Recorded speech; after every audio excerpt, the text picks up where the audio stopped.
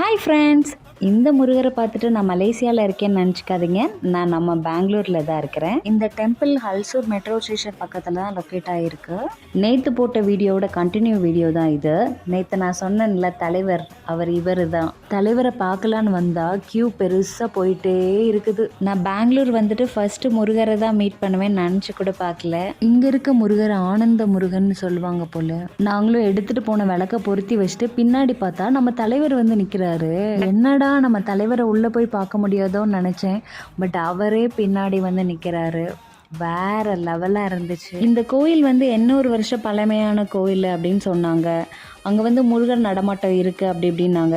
But நான் ரியலாக நம்புகிறேன் அங்கே முருகர் நடமாட்டம் இருக்குன்னு. இங்கே நாகதேவதை சன்னதி அறுபடை வீட்டில் திருத்தணி முருகரை ரிப்ளிகேட் பண்ணி தான் இந்த முருகரோட ஆறுபடை வீடையுமே இங்கே அழகாக காட்டியிருப்பாங்க. சாமி கும்பிட்டுட்டு வெளியே வந்தால் பிரசாதம் கொடுத்துட்டு இருந்தாங்க.